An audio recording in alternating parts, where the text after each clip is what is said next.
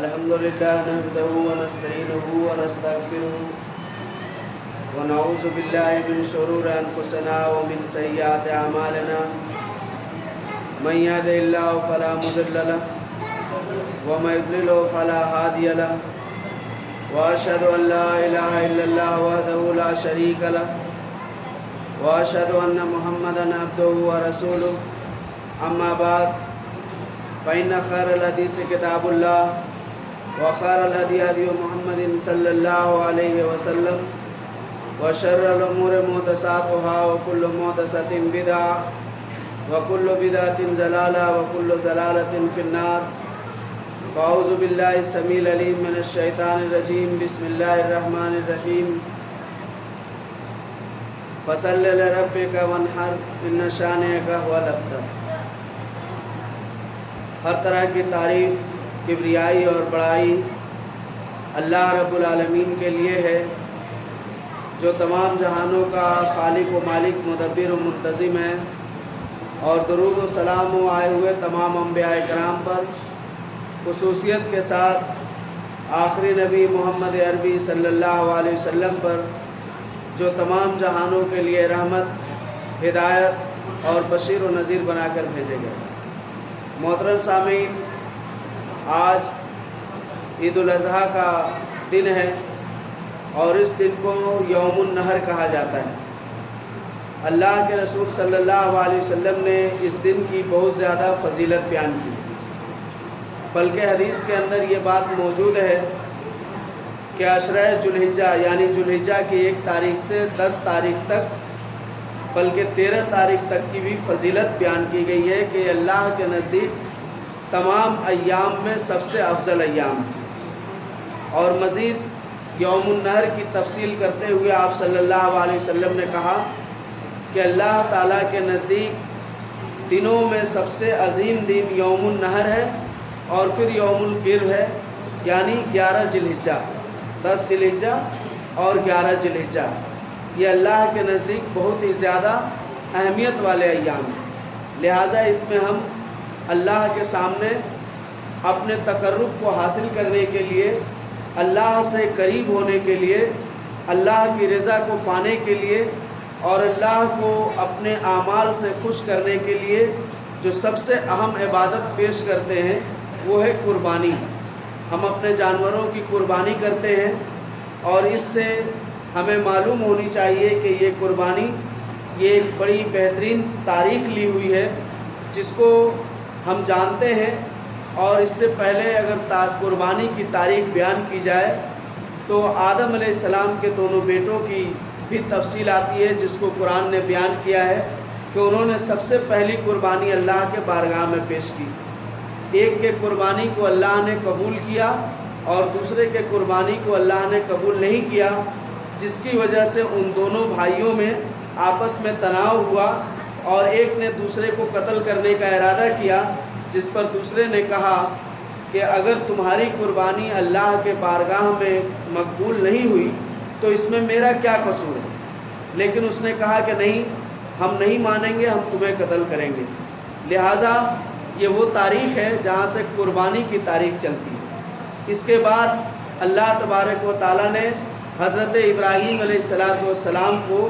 اس بات کا حکم دیا کہ وہ اپنے بیٹے کو میرے راستے میں ذبح کر دیں. لہٰذا جب وہ اپنے بیٹے کو اللہ کے راستے میں ذبح کرنے کے لیے آئے تو اللہ تبارک و تعالیٰ نے اس جگہ ایک جانور کو قربان کرایا اور ان کے بیٹے کو محفوظ کر دیا اور کہا کہ ابراہیم، تم نے اپنے خواب کو سچ کر دکھایا، لہٰذا یہ قیامت کی صبح تک آنے والی تمام امتوں میں یہ قربانی کا رواج رہے گا. تو غور کرنے والی بات ہے کہ اللہ تبارک و تعالیٰ نے قربانی کے تعلق سے جو خاص بات بیان کی ہے، سورہ کوثر کے اندر کہا فصل لربک وانحر، آپ اپنے رب کے لیے نماز پڑھیے اور قربانی کیجیے، یعنی اونٹ کو نہر کیجیے. قربانی کے ہی معنی میں ہے کہ قربانی کیجیے، یعنی اونٹ کو نہر کیا جاتا ہے اور باقی جانوروں کو ذبح کیا جاتا ہے. تو یہاں نہر یعنی اونٹ کی تعداد زیادہ ہے اہل عرب کے نزدیک، لہٰذا اس سے اس آیت کو تعبیر کیا گیا ہے. اور اسی طرح سے اس کے اندر اللہ نے ایک اور بات بیان کی ہے جو قربانی کی تاریخ اور قربانی کا فلسفہ اور آج کا دن ہمیں بتاتا ہے۔ آج کا دن ایسا دن ہے جو تمام عیدوں کا عید ہے۔ آج کا دن ایسا دن ہے جو تمام عیدوں کا عید ہے، لیکن ہمارے نزدیک تو عیدوں کا عید کوئی اور ہے جس کو ہم بڑے دھوم دھڑاکے سے مناتے ہیں، لیکن اللہ کے رسول صلی اللہ علیہ وسلم کہتے ہیں کہ تمام عیدوں کا عید یہ دن ہے۔ کون سا دن؟ آج کا دن، جس کو 10 ذی الحجہ کہا جاتا ہے، یوم النحر کہا جاتا ہے۔ یوم النحر کوئی معمولی دن نہیں ہے، یہ وہ دن ہے جس دن دین تکمیل ہوا، یعنی دین کو اللہ نے کمپلیٹ کر دیا۔ کہا الیوم اکملت لکم دینکم واتممت علیکم نعمتی ورضیت لکم الاسلام دینا۔ آج کے دن میں نے تمہارے دین کو، جو کئی 1.25 لاکھ انبیاء کرام سے چلا آ رہا تھا، اے امت محمدیہ،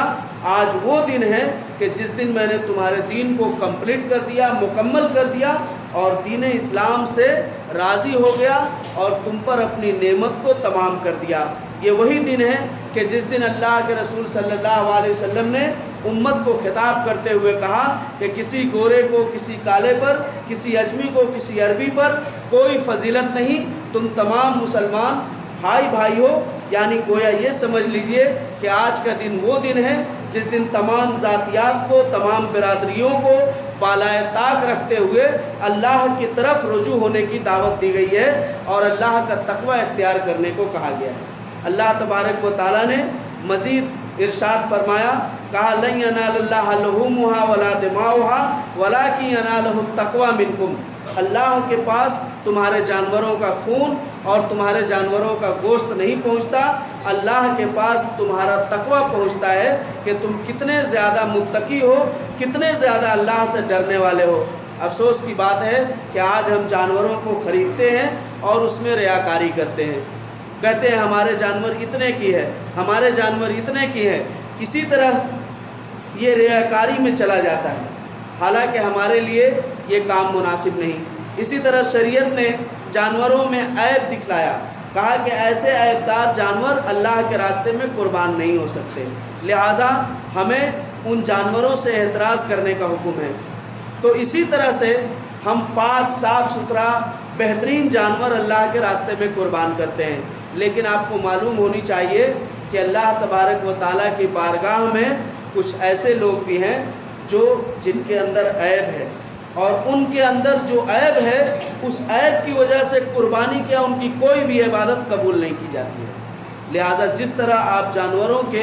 عیب کو دیکھتے ہیں قربانی کے لیے تاکہ وہ عیبدار نہ نکلے اور اللہ کے راہ میں ہمارا قربانی قبول ہو جائے، اسی طرح آپ اپنے نامہ اعمال کو بھی دیکھیے کہ آپ کے اندر کتنے عیب ہیں، ایسے عیب جو اللہ کے نزدیک آپ کے کسی بھی عمل کو قبول کرنے سے مانے ہیں۔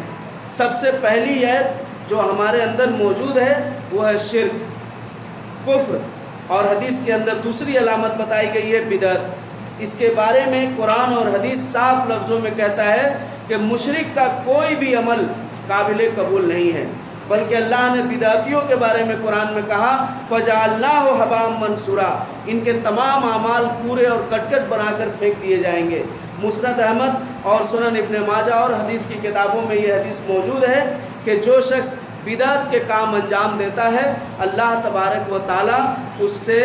فرض، نفل، حج، روزہ، نماز، زکوٰۃ، یہاں تک کہ اللہ کے راہ میں شہید ہو جانے کا عمل بھی قبول نہیں کرتا، اور اس کو اسلام سے اس طرح نکال کے پھینک دیا جاتا ہے جیسے گوندے ہوئے آٹے سے بال کو نکال کر پھینک دیا جاتا ہے۔ یہ حدیث موجود ہے حدیث کی کتاب میں، آپ دیکھ سکتے ہیں۔ تو جس طرح آپ اپنے جانوروں کو بے عیب سمجھتے ہیں اللہ کے راستے میں قربان کرنے کے لیے، اسی طرح آپ اپنے قربانی کو بھی خلوص اور للہیت کے ساتھ اللہ کے بارگاہ میں پیش کیجئے۔ یاد رکھیے یہ عیدوں کا عید اس لیے ہے کہ یوم عرفہ ہے، یوم عرفہ بھی اسی دن ہے، اور یوم عرفہ کے بعد یوم النحر، یوم القر یعنی 11 تاریخ، پھر 12 تاریخ، پھر 13 تاریخ۔ اللہ کے رسول صلی اللہ علیہ وسلم کہتے ہیں کہ ہم مسلمانوں کا عید یہ ایام ہیں، یعنی یوم النحر، یوم عرفہ،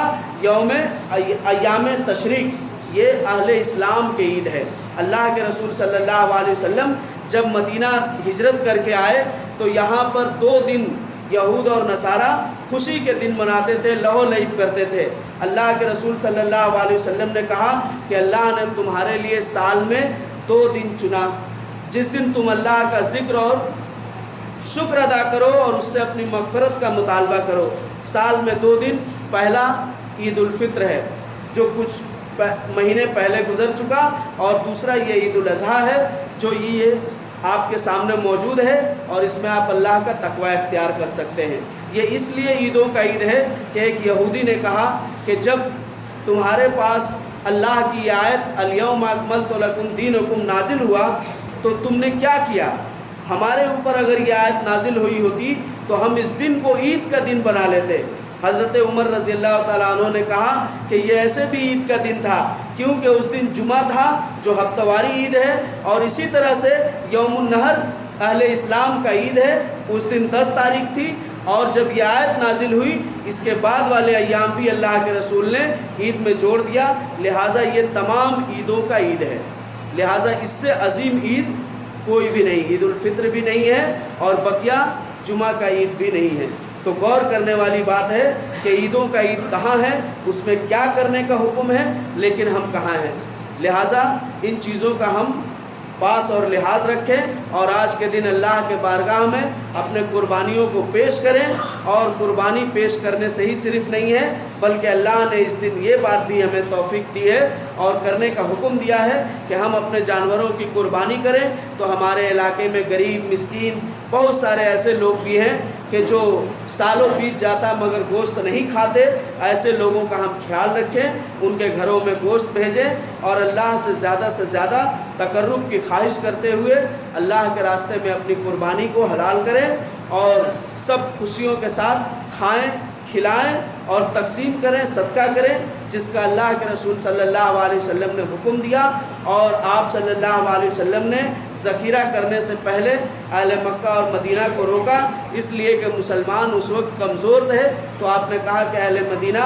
آپ اپنے جانوروں کے گوشت کو زیادہ سے زیادہ 3 دن رکھ سکتے ہو، 3 دن سے زیادہ نہیں رکھو، سب بانٹ دو، کھا جاؤ یا صدقہ کر دو۔ لیکن اس کے بعد آپ صلی اللہ علیہ وسلم نے جب مسلمانوں کی حالت بہتر ہو گئی تو آپ نے کہا کہ تم ذی الحجہ کے گوشت کو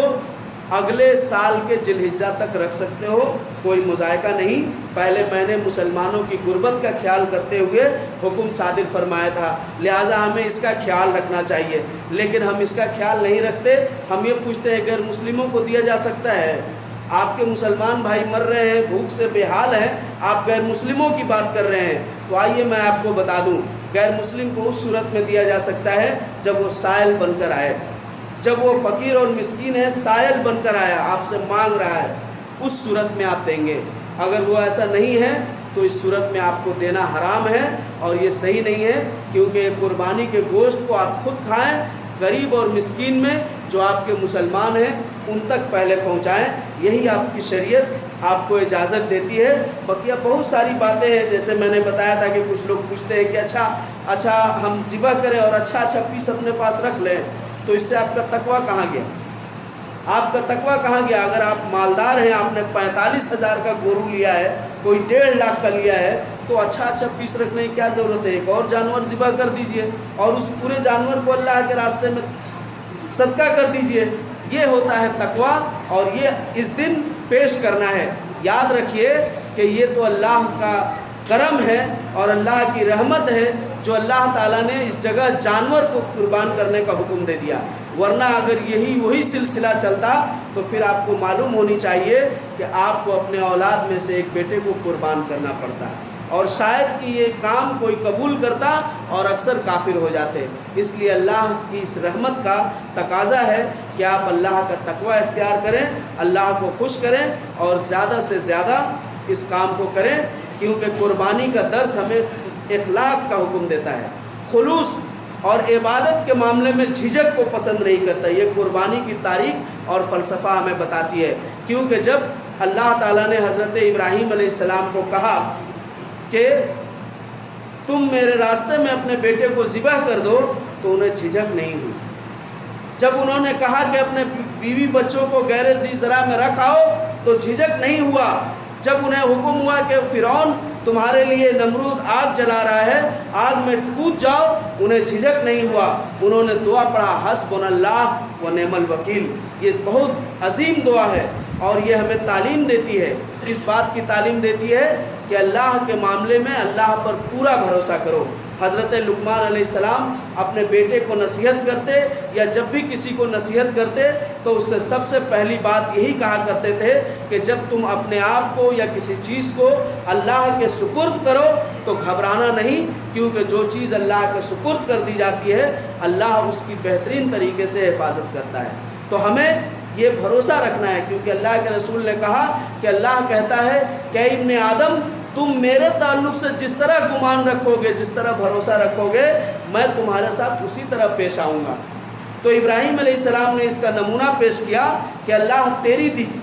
دی ہوئی چیز ہے، تیرا دیا ہوا نعمت ہے، تو اپنے راستے میں مانگ رہا ہے، میں تجھے ادا کر رہا ہوں۔ یہ انہوں نے نہیں سوچا کہ ایک ہی میرا بیٹا ہے، جب چلنے پھرنے کے قابل ہو گیا، بلوغت کو پہنچ گیا، اللہ مانگ رہا ہے اب ہم کیا کریں گے، ایک تو بڑھاپے میں اتنے دنوں تک تھے، ابھی ایک بیٹا بھی آیا جو قابل اور بالغ ہوا، اللہ مانگ رہا ہے ہمارا کاروبار کیسے چلے گا، ہمارا گھر کیسے چلے گا، بہت ساری چیزیں سوچی جا سکتی تھیں، لیکن انہوں نے ایسا نہیں سوچا۔ یہ درس ہے قربانی کا، لہٰذا اللہ سے دعا ہے کہ اللہ ہم سب کے دل میں اپنے تقویٰ کو پائیدار کرے، مضبوط کرے اور ہمارے دل کو اپنی عبادت کے لیے خالص کر دے، اور ہمیں توفیق دے کہ ہم تیری بارگاہ میں اپنے جانور کو پورے قواعد اور اصول کے ساتھ پیش کریں، اور اللہ ہمیں اس بات کی بھی توفیق دے کہ ہم بھی تیری زیادہ سے زیادہ خلوص کے ساتھ عبادت کریں۔ آمین وآخر دعوانا۔